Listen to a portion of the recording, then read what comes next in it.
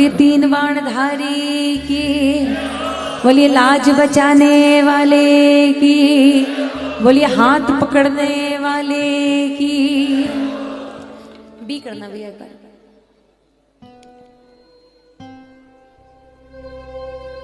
Half no down कर लो। कई कीर्तन में गई थी, सबने इतने गुलाल उड़ाए कि इतने गुलाल उड़ाए कि आज तो गला लाले लाल है।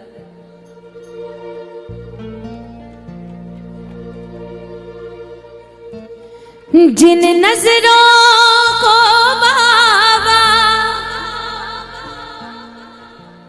एक आंख न भाता था, करते थे सभी पर्दा जब मैं दिख जाता था। अब वो भी गले लग कर अपनापन जताते हैं, अब वो भी गले लग कर अपनापन जताते हैं।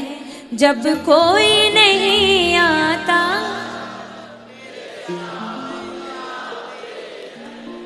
जब कोई नहीं आता मेरे श्याम ही आते हैं। अपनों के सभी रिश्ते फीके पड़ जाते हैं, जब जेब से पैसों के पत्ते झड़ जाते हैं।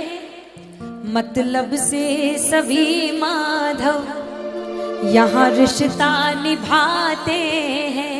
और एक शब्द बदला है मैंने इस लाइन में, जो महसूस किया है, और क्यों बदला भैया वो सुनिएगा। मतलब से सभी माधव यहाँ रिश्ता बनाते हैं, जब कोई नहीं आता मेरे श्याम ही आते हैं। ये जो शब्द बदला मैंने भैया ना, ये मैंने थोड़ी दिनों में एक्सपीरियंस किया। अच्छा मैं बोल दूं ना मन की बात, कोई दिक्कत तो नहीं? बोल दूं? क्योंकि आजकल बोलने में बड़ा डर लगता है। जब मैं यहाँ आई थी ना, भादरा की बात नहीं करूँ, ये बाबा के दरबार में, तो ये श्याम परिवार हुआ करता था। मैं श्याम परिवार में आई थी जब मुझे बाबा ने जगह दी थी। और आज का जो माहौल है ना, ये वाकई श्याम जगत हो गया।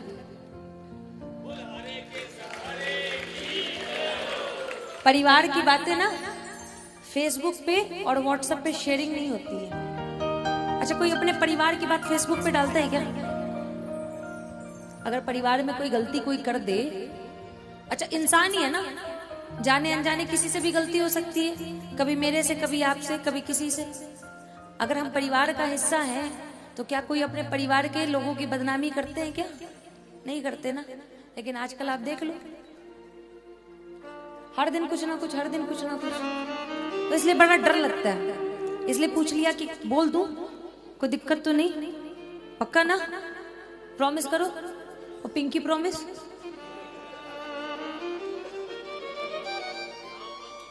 है भैया श्याम प्रॉमिस तो क्या ही अब करेंगे लोग, क्या बोलूं अब, छोड़ो। फिर बोलूंगी तो बोलेंगे कि बोलती है। ये जो मैंने बोला ना, मतलब से सभी माधव यहाँ रिश्ता बनाते हैं। मेरे पास एक जगह से फोन आया, एक दिन पहले फोन आया, उनके पास मैं बहुत साल पहले गई थी, मेरे को लगता है 6-7 साल पहले। तो उसके बाद एक आध दो बार कभी मुलाकात हुई होगी, वो बहुत ज्यादा बातचीत नहीं। तो उनके मंडल से फोन आया एक अंकल का एक दिन पहले। वो बोले ये फलानी फलानी डेट है। मैं बोली हाँ भैया हो जाएगा। बोले क्या? जो बातें होती है नॉर्मली। मैंने बोला इतना भैया। अरे आप तो हमारे घर के हो, हमारी बहन बेटी हो। तो मैंने बोला मैंने तो सुना भैया बहन बेटी को लोग ज्यादा देके भेजते हैं। हम भी अपनी बहन बेटियों को ज्यादा देख के भेजते। क्यों? गलत बोल रहा तो बोलो, सही बोला ना? बोले अरे अब तो आपने बात ही ऐसी कर दी कि मैं कुछ बोल ही नहीं सकता। उन्होंने फोन रख दिया। अगले दिन उसी मंडल से दूसरे भैया का फोन आया और बोले वो कल आपसे बात हुई थी। मैं बोली हाँ भैया उन अंकल से बात हुई थी। बोले अच्छा बताओ बताओ क्या हो जाएगा। मैं बोली मैं तो कल कह रहे थे कि बहन बेटी हो आप, तो बोले ये बोल के तो फंस गए। मैं बोली आप जब फंस ही गए और जब आपने खुद ने कह दिया कि हम परिवार हैं ही नहीं, तो फिर आप मंडल वाले और हम आपके नौकर, फिर बात ही कहाँ आती है। हम लोगों ने, हमारे जैसे ने, आपने, साउंड वाले भैया ने पूरे कोविड इस बात का इंतजार किया कि हम जितने लोगों से व्यवहार बना के आए है, जितने लोगों से ये हमारा रिश्ता है, जो ये कहते हैं कि हम उनके परिवार का हिस्सा है, हम उनकी बहन है, हम उनकी बेटी है, हम उसके भाई हैं, कितने लोगों के फोन आए हैं पूरे कोविड के टाइम पे। ये ऐसी त्रासदी थी कि इसमें हर किसी के रोंगटे खड़े हुए, हर एक इंसान एक एक सांस डर डर के लिया कि पता नहीं अगले दिन की सांस हो कि नहीं हो। हम पूरे टाइम इस बात का इंतजार करते थे कि कोई फोन तो कर ले कि जिंदा हो कि निकल ली। लेकिन गिनती के लोगों के फोन आए। विश्वास मानिए जिनके भी आए हैं उनसे कल भी रिश्ता था, उनसे आज भी है और उनसे मरते दम तक रहेगा। क्यों? है ना? सही बोल रही हो? और उसके अलावा तो भैया बहन मैं भी हूँ, भाई आप भी हो। जय श्री श्याम कल भी करना था, जय श्री श्याम आगे भी करेंगे। बोलिए हारे के सहारे की। एक और फोन आया है अभी 2-3 दिन पहले, तो ये डेट है। मैं बोली हाँ कितना, तो बोली इतना, कुछ ज्यादा नहीं है। मैं बोली भैया जब कम था तब आप कहाँ थे, आप लेट हो गए। और दूसरी बात कि जब लोग ऐसे बोलते हैं ना, तो उस समय ऐसा लगता है कि हमारी सारी मेहनत, सारी थकान, सारी जो हम कोशिश करते हैं ना, वो सब की सब बेकार, क्योंकि कोई नहीं जानता। सबने हंसता देखा मेरे घाव नहीं देखे, ऊंचाई दिखी सबको मेरे पाँव नहीं देखे। किसी को नहीं पता हमने क्या क्या सुना है, किसी को नहीं पता हमने क्या क्या सहा है। सिर्फ एक लाइन कह सकती हूँ, अगर समझ सकते हो तो समझ लेना।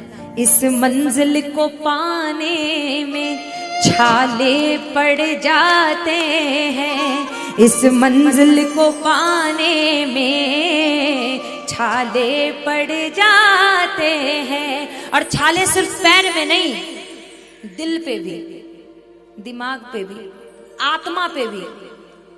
जब कोई नहीं आता मेरे श्याम आते हैं, जब कोई नहीं आता मेरे श्याम आते हैं।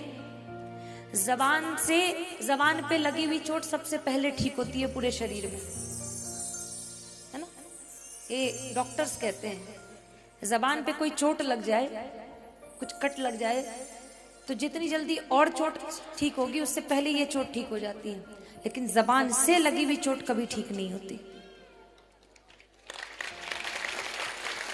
किसने शुरू में ताली बजाई? एक्चुअली आप 2 सेकंड लेट हो गए, थोड़ा पहले बजाना था। भलाई कर बुराई कर बुरा होगा, भलाई कर भला होगा, बुराई कर बुरा होगा। मधुबनी वाली भैया आप तो आगे आओ। तो हमर गांव के छियो।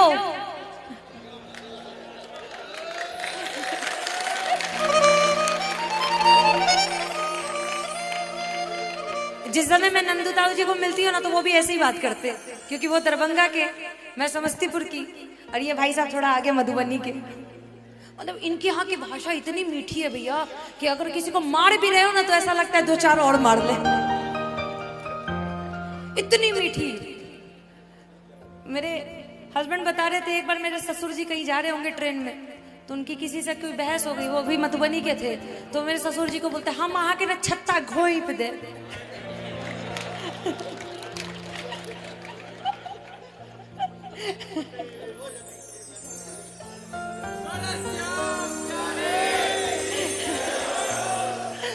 इतने प्यार से बोल रहे थे कि वहां पे मेरे ससुर जी को गुस्सा नहीं आया, उनकी हंसी छूट गई कि ठीक है यहाँ घोप दियो। ठीक है ना।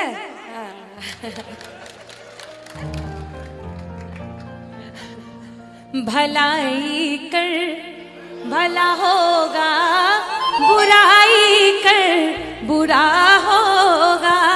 और सबसे बड़ी बात, कोई देखे या ना देखे सांवरा देखता होगा। भलाई कर भला होगा, बुराई कर बुरा होगा।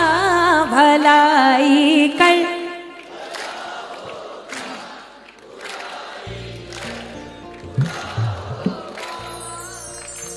किसी का भी भला करके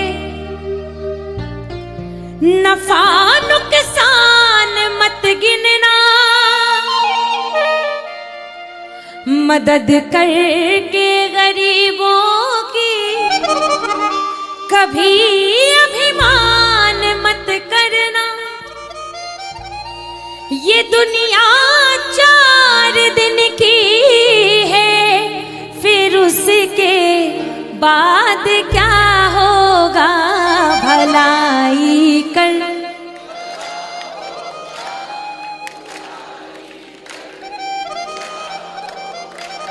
भलाई कर